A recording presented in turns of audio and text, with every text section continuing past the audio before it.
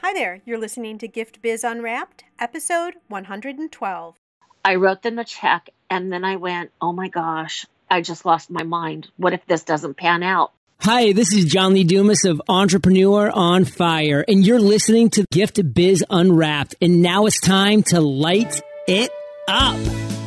Welcome to Gift Biz Unwrapped, your source for industry-specific insights and advice to develop and grow your business. And now, here's your host, Sue Monheit. Hi there, it's Sue, and welcome to the Gift Biz Unwrapped podcast. Whether you own a brick and mortar store, sell online, or are just getting started, you'll discover new insight to gain traction and to grow your business.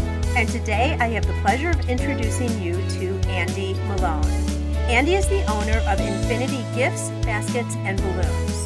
She started her business 11 years ago and today is a professionally certified designer and the winner of numerous awards within her industry. Her services include custom creative gift baskets for all occasions, as well as balloon design to make events unique and exciting. Andi's business started from an activity that she was doing when her children were young. Over time, she recognized the opportunity to turn what she loved into a business. And that may be exactly why a lot of you are listening today. So we're going to hear how she did it, and I want to introduce you to her right now. Welcome to the show, Andi. Thank you for having me. I am so excited that we got this together. And the way I like to start all the shows is having you describe yourself in a little bit of a different way, and that is through a motivational candle. So if you were to describe your ideal candle, what would be the color and what would be the quote on your candle? Well, it would be brown because brown is my favorite color and it's just earthy and it's a color chocolate. So how can you go wrong? Oh, there you go. And this is a candle that we can't burn because on the other side of the motivational quote is a picture of Brad Pitt. And why Brad Pitt, I might ask? Oh, come on. Doesn't everybody know how hot he is? Okay, so we've got your brown candle. Brad Pitt is on the back. And what is the quote? My quote is actually a quote I'm stealing from Abraham Lincoln. No, I didn't know him personally. I'm not quite that old. I don't know. Lincoln and Brad together. This is interesting. Yeah. My quote is, it is better to be silent and thought a fool than to speak and remove all doubt. Ooh, now I have a little bit of advantage here because I know you. And I know you are not necessarily soft-spoken. You are a riot to talk with, as we'll all see as we keep going. But how do you apply this to your life, and why did you choose this quote? Well, I don't know. I think sometimes people speak too much. I can just remember so many instances, especially public figures, whether it be musicians or actors or politicians or whoever. If you're in the public eye, you really need to be careful about what you say because you come off looking like an idiot. And I just think that if people put more thought into what they said before they said it, they would present themselves a lot better. It's a good point because especially as business owners too, we are the face of our business. You can talk about social media and all of that now, people who put posts up and maybe don't think twice, but all of that comes back and it is a reflection on who you are. I really like this because sometimes silence is just better. Yep. I actually know somebody who lost business because she was posting very strong political views and she lost 3 clients in 1 week. No kidding. No kidding. Wow. Well, an example for all of us. Absolutely. Yeah. I mean, I take the approach, I am not going to be on either side of the political fence or any religion, because this is open and free and I want everyone to feel good about being here. Absolutely. Yeah. Powerful. You're Switzerland. I'm Switzerland, absolutely. So let's get into Infinity Gifts. I want to talk about, and I didn't even want to in the intro talk about how it was developed because I thought it was better coming from you. So how did Infinity Gifts get started? Well, I actually have a background in graphics. Is that by education then, Andi? Yes, it is. And did that for a while and actually kind of switched things up and went into lending. And when I had my first child, I would drop him off at my mother-in-law's house and he would sleep all day and he was up all night. Oh, lucky for you. Yeah, there were many days I went to work on like 45 minutes sleep. So it got to the point where I had the opportunity to stay home And so I did, and had another baby and was able to stay home with my kids for 17 years. And during that time, I don't know how it is around the country. I would imagine it's pretty much the same in California.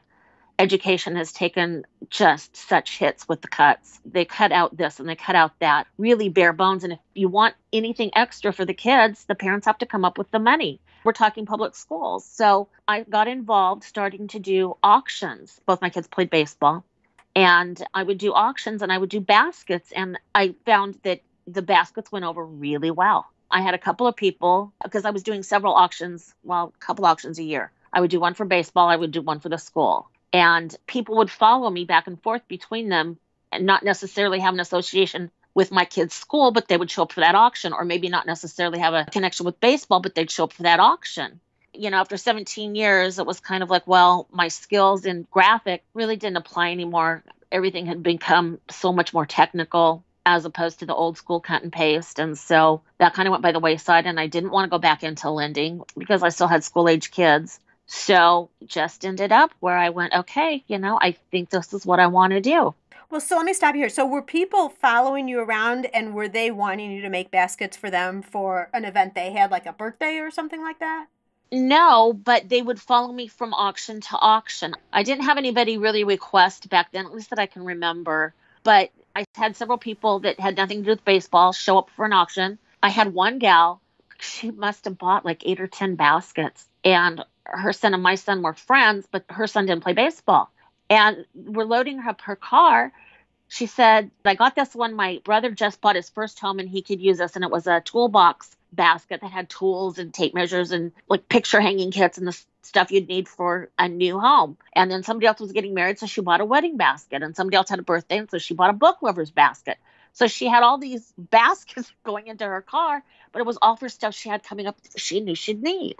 And so I had a few people doing that, and I went, wow, maybe there's something to this basket thing.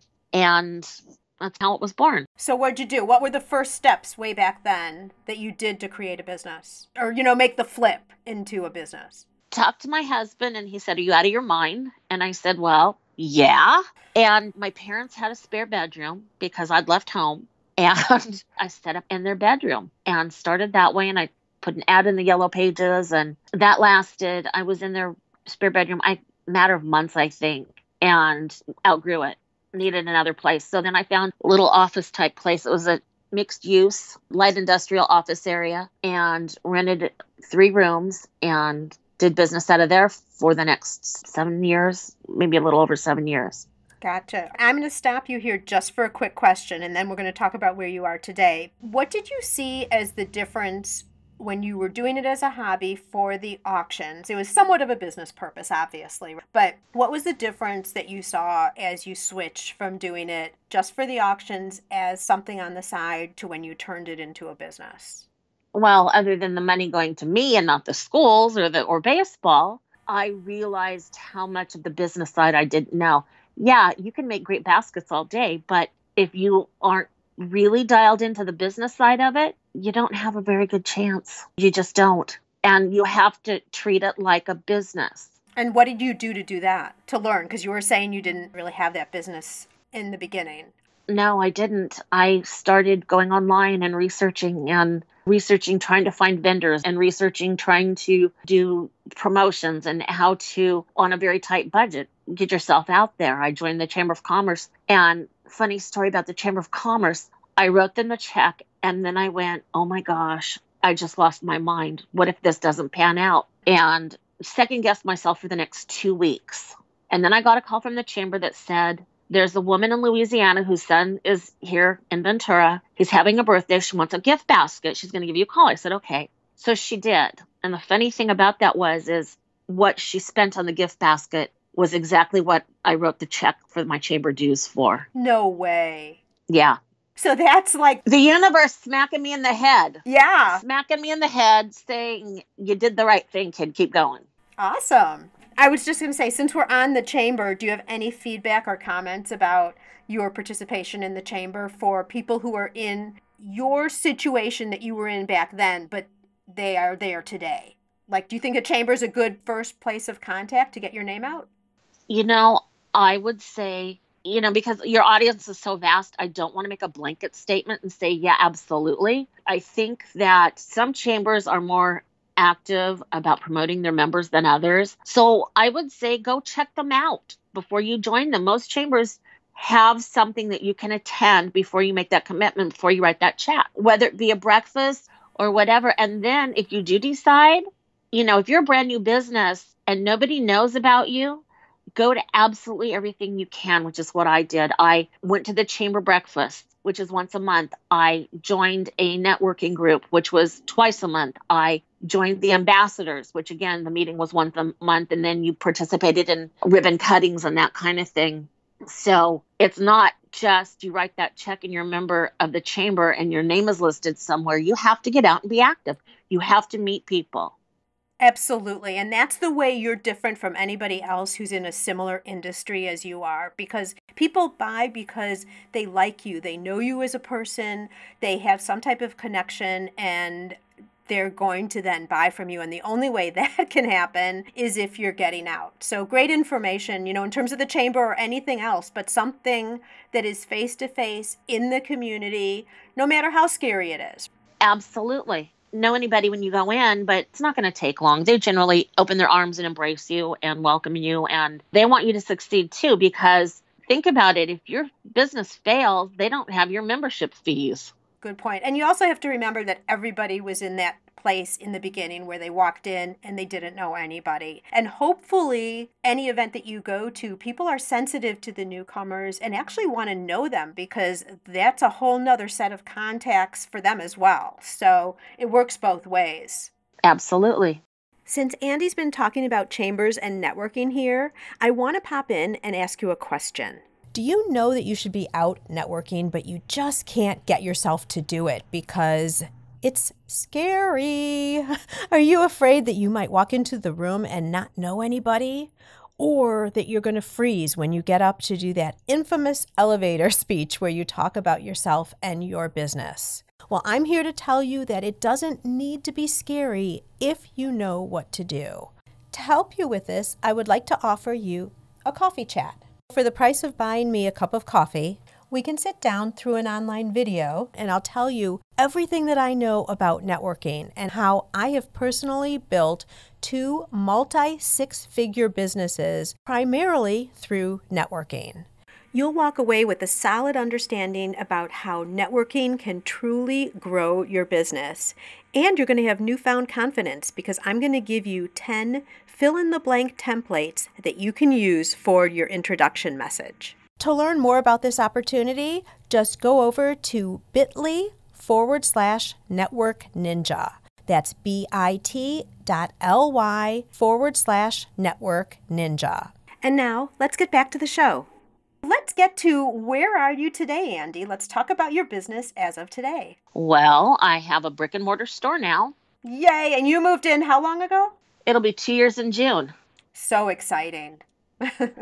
Yeah. And, a big learning curve too. Even though I had worked retail before, it's completely different when you own your own place. How so? You are responsible for everything. You're not the employee that gets to come in and do your shift and leave. And you're the guy that's got to make sure the bills are paid. You've got to make sure that you're aware of whatever the next upcoming holiday is, what's going on in your town, when and where you can promote. It's just a whole different ball of wax. Are there any surprises that you had when you transferred? Because you had a production studio before. After having the empty bedroom in your parents' house, then you had more of a production studio. What surprises or words of advice or anything that you'd want to share with someone who's considering making that jump to a true traditional brick and mortar store? Were there any surprise costs that you weren't anticipating? Yeah, I had to redo the floor. The floor was from the 1950s. It wasn't asbestos based, thank goodness, but it was old and crummy and crumbled when they were removing it. I hadn't anticipated. I had thought I could go over it, which would have been much cheaper, much easier, and much faster. That wasn't the situation. The situation is they had to take it down to the concrete. In the process, there was, I think, 2 different layers, but they also had to get up all the old glue. They actually had to sand my concrete down so that I could paint it. It was just a mess. So that was a huge surprise. Other than that, again, until you jump into it, you don't know. I was a little delusional. I thought that I would have time where somebody could be running the store in the front and I could spend time in the back and just design and take care of, the other aspects, the bookkeeping and all that. And that's not the case. I have control issues. You personally? Oh, yes. Why does this not come as a surprise to me, Andi? Because you know me. Because you don't want to give up the control of interacting with your customers? Everything. I, even for a long time, didn't hire anybody. I think that's a challenge we all face, especially if you're a creator because your product is so much ingrained in you. Yeah. Well, my assistant now picks up the stuff and I was so lucky to find her, and she's been with me over a year, and she gets me, which is really important. She knows I have control issues. So it's funny because she'll come in and like twice a month, I still do the networking meetings through the chamber. And so she'll come in and clean and then she'll play around. And it's funny because I'll come back and she'll always say, now, if you don't like it, you can change it. And I just laugh because it's like, of course, Jill.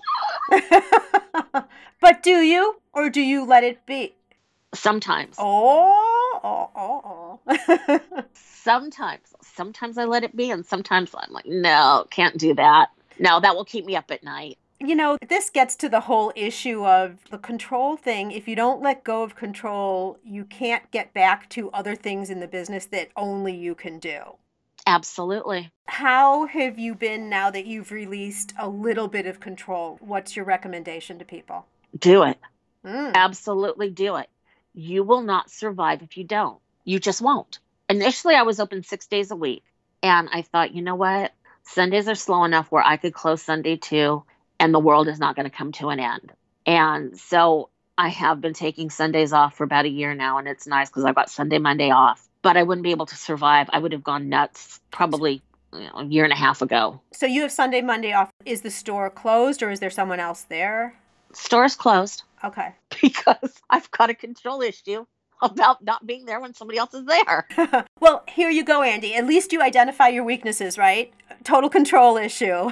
Oh, wait. Is that a weakness? I thought that was a strength. I guess however you want to look at it, because in the end, your business is what you want to create it to be. And you want to do things that are going to bring enjoyment, make you feel satisfied. And a rule book and a direction guide is just that. You have to take those things and make them work for you. So if this is working for you, then Andi, then it's all good. Absolutely. And at the end of the day, your business is a reflection of you. And that was probably the biggest challenge with hiring somebody. Yeah, but I would also say with a retail shop, and I have seen so many stores shutter for this reason alone.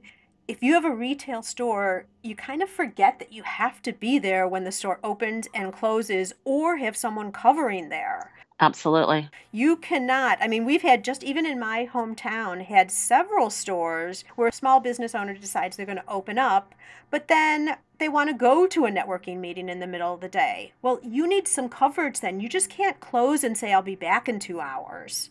Now that doesn't work. It's not going to work because people who might want to buy from you to support you, because remember you've been out in those networking meetings, right? Then come to your shop and you're closed. So if they needed something, they are disappointed and you lost that sale. And that happens 1 or 2 times and word gets out and you will not have any customers. So Gift Biz listeners, just a word of caution, retail shops, think this through, like act as if this is your life. Do you want to be tied down to a location from the time 9 to 6, whatever the retail hours are? And if not, are you going to get somebody to cover the shop? Because if the answer is no, then don't go retail, period. Absolutely. Now, there's a boutique next to me and the owner is never there because she's hired. But again, she's open every day, 11 to 6. Yeah, so the store is still open. Access to the product and to buying is still there. Absolutely. Otherwise, why have a store? Exactly. All right, super. Andi, we're going to move on a little bit. Are there any other challenges that you've had as you've been putting together your business that you think would be good information for our listeners to hear? Unfortunately, we had a pretty serious family crisis, and I ended up 5-6 days a week having to go to LA to deal with what was going on. This was a lifestyle emergency, and you had to figure out how to balance the business with this personal emergency. Yeah, this was prior to opening the store. So you were in your production studio at the time. I was. That was good. Thank God for that. It was, but the flip side of that is I was barely able to take care of the clients that I had, let alone get any new business. But family comes first. That's just the way my family is wired. Family comes first. Absolutely. So this went on for almost a year and my business did suffer. And so when everything was said and done, my business took a really big hit and I almost had to start from scratch. At that point, okay, either you fold up your tents and you leave, or you really get down to business and you bust your butt. And I wasn't ready to fold up my tent. So I got back to business. Yeah, let me stop you here for just a second. And I think that's one of the values I believe of being a business owner is that you can call the shots. And if life throws you a curveball and your priority needs to be somewhere else, I mean, you clearly recognized that you weren't going to be able to put the time in the business. Your business was going to suffer, but you had that choice. If you had a full-time job, they weren't going to let you off and not work for that whole time. Not for almost a year, no. Yeah. So there was the advantage because you knew what was going on, but you could control and make those decisions for yourself. And I think that's really important to remember that the business always doesn't have to be going up and building and growing. This is something that you can flex based on what's happening in your life. Income is one thing, of course. Relationships and needing to be there for family is another thing, and it's a balancing act, and sometimes it's going to tilt in the way of personal, which is fine. That's your prerogative, and there's nothing wrong with recognizing it and knowing that's happening and let it go that way for a while. And I was very realistic about what the consequences could be. Mm-hmm. I wasn't delusional. I didn't think that I was going to be able to pick up and carry on from where I had been. I mean, like I said, it was almost a year. And I did lose business.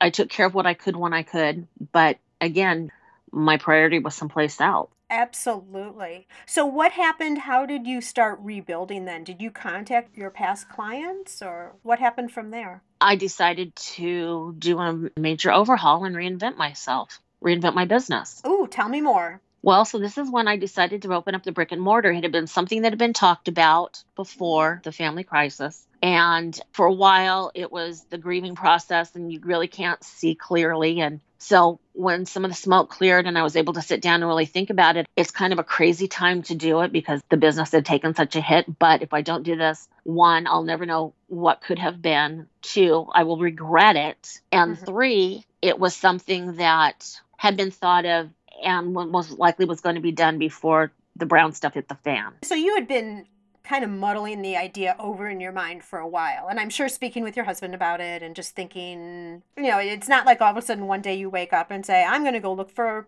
property and start a store. Oh, no. At that point, I had really thoroughly looked through the city and had gotten information on other things. And so it was an educated move. It was, and it was something I felt necessary if I wanted to continue on. I really didn't think I could stay in the space that I was, just given some circumstances and everything. So is your clientele now totally different than what you had before? No, not really. I still have a very heavy realtor client base. I would say that they make up the majority of my client base. It's not vastly different, but it is somewhat. Well, because you're going to get walked by traffic sometimes and absolutely. You're going to attract different people just by manner of your location then. Well, yeah. And also, since almost the beginning of the year, I guess, the local Party City, which had done tons and tons and tons of balloons, shut down and remodeled for 3 or 4 months. Oh boy, wasn't that too bad for you? Yeah, darn. Yeah. I wish they needed to remodel again next month. But my balloon clientele really picked up. That actually worked out great because then you were able to get people into your store and then they got a chance to see the other things that you offered too over and above balloons. I'm not knocking Party City, but they don't do anything extra. They blow up balloons and that's kind of it. They don't do curls. They don't do stacks. They don't do a lot of different things. So it was nice in that I got to be a little bit more creative too. And this is a great idea and a tip for our listeners because if in your community there is somebody, a store that's closing that provided a service that you also provide, or somewhere something that used to exist no longer does, that can be a great opportunity, just as Andi's talking about with the balloon example here. Or, if your clientele, something else, we're bringing in some custom t-shirts and custom mugs. And the whole mug thing started because it wasn't that nobody else in town does them. It's just that, I have these clients and we were trying to make as big of an impact as far as their branding on their gifts that they were giving. And I would ask, okay, so what do you have that we could incorporate in this? What kind of collateral do you have we can add? And well, I have pins. Okay, Oh, yeah. Everybody has pins. That's not going to make a huge statement in a basket, let's be honest. In a gift basket, unless it's a pretty small gift basket, it's not going to make a huge impact. And, I was like, gosh, you don't have mugs? No. Can you do mugs? No, I don't do mugs. I'm sorry. And I did have a couple of people check it out. And it was like, in order to make the price affordable, you had to order 72 mugs. And so now you're doing custom 1x1s, or how's that working? No, there is a minimum with me also, but it's not 72. Good, right. Which is important because you don't want a single customer coming in making a single mug. I'm thinking price-wise, that's not going to be worth your time either. So you've somehow figured out what the minimum was that would be good for you and then also fill a client need, especially your corporate clients. Actually, though, I will do one-offs because the margin is very good. And it's priced differently. Yeah, it is. So if somebody wanted a Mother's Day mug with a picture of them when they were 3 with their mom and it to say, Happy Mother's Day, Betty Joe, we can do that. And we're not opposed to that. But before you do anything new, you need to figure out what kind of margins you're looking at and what kind of investment you have to make before you do that. Because I needed to buy a sublimation printer. I needed to buy a mug press. So there are costs involved, but the way I rationalized it, I actually took a mug job before I had the mug press. I took the order and knowing that order was going to pay for all but $39 of my mug press. Got it. Well, now I understand because you're not jobbing this out. You were doing it on site. Yes, absolutely. Got it. And that's how your margins can be as great as they are. Gift Biz listeners, what Andi's talking about is know your numbers. Did you hear what she was just saying? Is, she figured it all out. She got in the equipment. She got in jobs that she knew she could pay herself back with. And now it's a huge opportunity for her as she moves forward. So great example of how to expand your business, your services, and your product. It's never, ever bad to have another revenue stream. It's never a bad thing. Andi, we've talked a little bit already about how you've gotten business through networking events. Is there another way you're attracting customers to your location? Well, it's nice when you have a brick and mortar store on a very busy street. You put out a sign, you put out balloons, and people are going to notice as they drive by. So do you dress somebody up as Brad Pitt to stand on the corner and direct people into your shop? No, but I'm also fortunate in that I have a huge display window in the front. Huge. And so what I'm going to do on one end is a table with a chair. It's formally dressed and it's got wedding stuff on it, like favors and napkin rings, custom napkin rings, which I do with my ribbon printer. So it's like a setting. So the window display is like as if it's a setting. Absolutely. Beautiful. Okay. And then on the other side, my assistant actually does mosaics. And so I've got a little garden fence and it's got some of her, it's got like a frog and flip-flops and a palm tree. So that, but in the middle, the next display I'm going to do is I have this giant teddy bear. My mom bought me from Costco years ago. I couldn't believe she walked out of the store with it because it was almost as big as she was.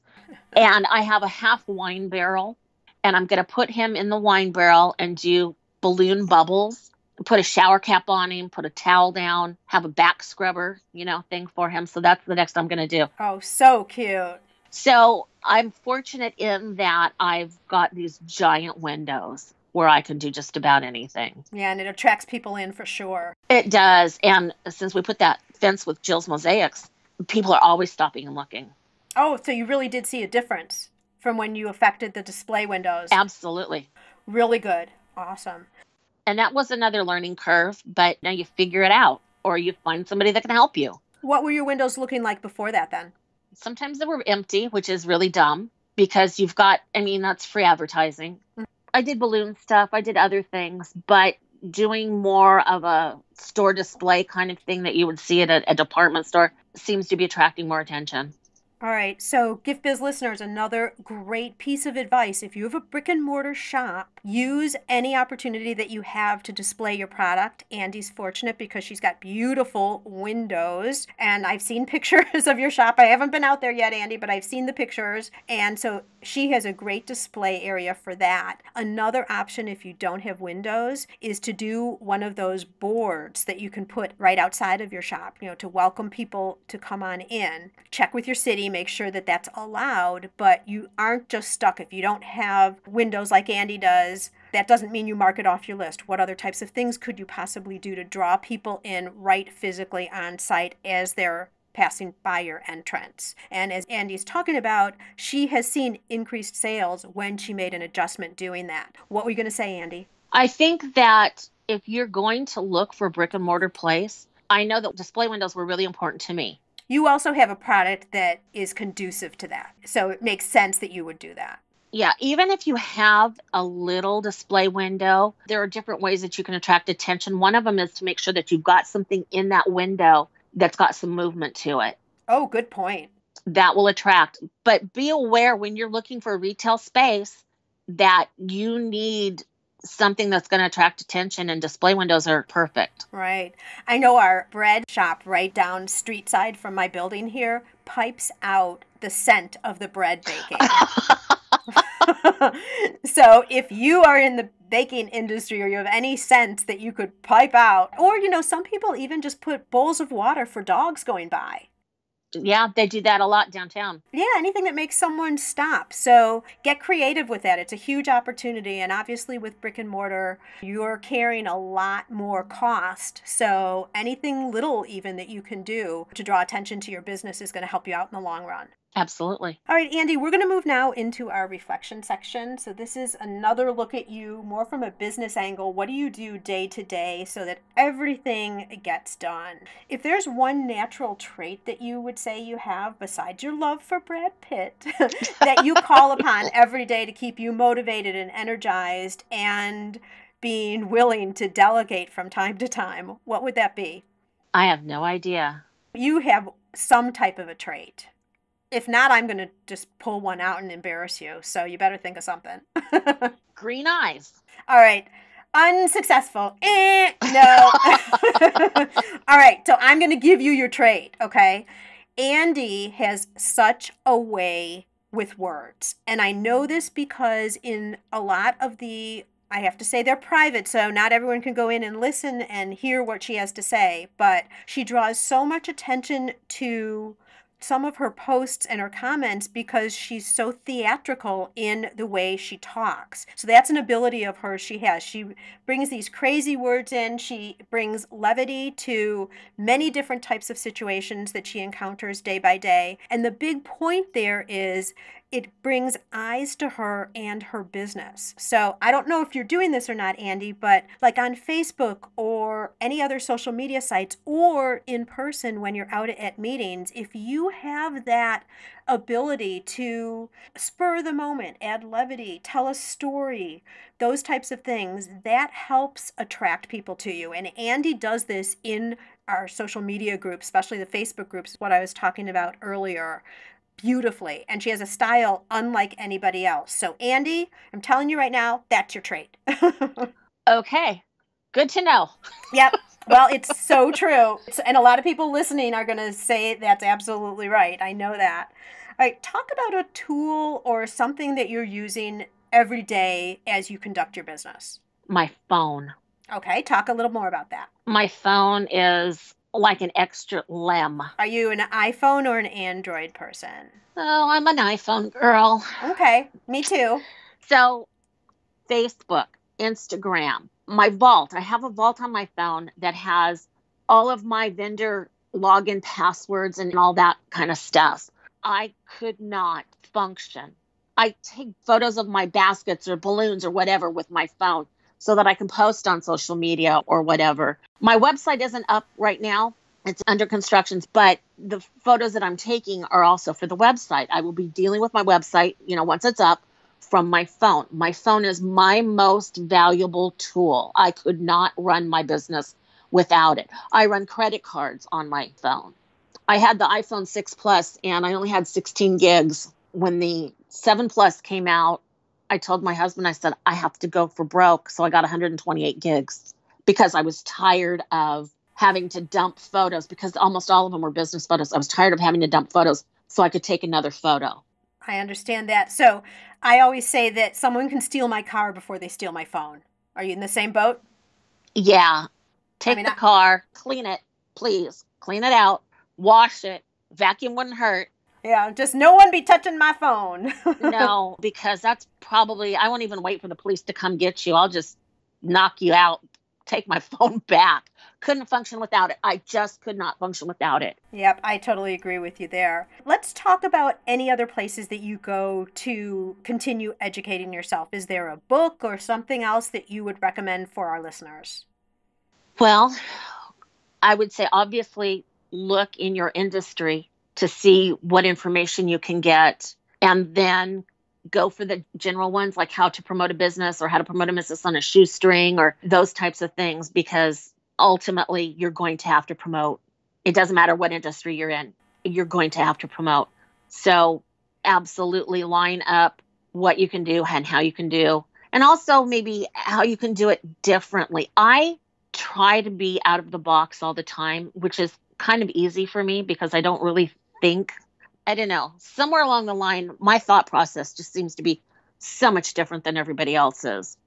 And that's worked really well, but try to do that, try to think out of the box, because what you want to do, the most important thing is to set yourself apart from your competition. And you better know your competition. You better know who you're competing against, because if you are copying them exactly and you are not setting yourself apart differently in any other way as far as the product, the service, the price, chances of survival aren't going to be very good, especially if they're in business first. Absolutely. Know your competition and do whatever you can to set yourself apart. Perfect. Is there any book that you have read in the past that really helped you to get where you are? Gosh, I don't know. I've read so many. I've got a bunch of gift basket books. I've got a bunch of gift basket DVDs. I've got a bunch of balloon books. I've got a bunch of balloon DVDs. In fact, Saturday was kind of quiet, so I watched a balloon DVD, and now I have a different way to make palm trees. Oh, interesting. And that's nice because you are a professional, but you're still learning, attracting different ideas and all of that. I'm sorry. It doesn't matter how long you've been in business. If you don't continue to learn, you go stagnant.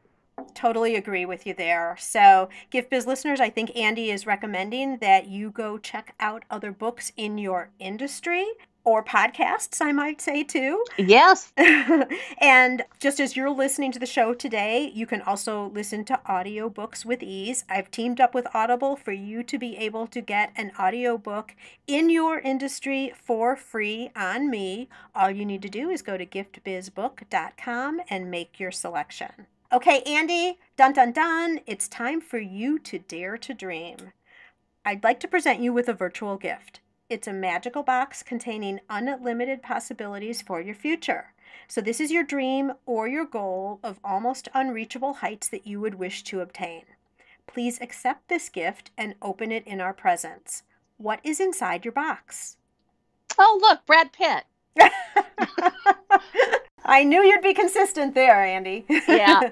My box is filled with pretty much everything that I have. I'm very happy and very content in my personal life and my business life. I love that because you've reached what your dream is. Yeah. But you're still growing, just like you said, a new way to do balloons. Absolutely. So I guess I pretty much have everything that I want. So you want it to continue with the addition of Brad Pitt. Yeah. And a clean car. All right, I'll go with you there. Okay, Gift Biz listeners, Andi's website currently isn't up. I have no idea when it is going up, but I also have no idea when you're listening to this show. So, over on the show notes page, we will have the link to her website. And if it's not up when you go there, it'll be up at a further date. We'll also have links to her social media sites. Andi, what sites are you on, social media-wise? I know Facebook. What else? Instagram. Okay, so Facebook and Instagram, and I'll have the links over there for that as well. Andi, oh my gosh, super information. I really appreciate your sharing all that you have today. The stories are fabulous.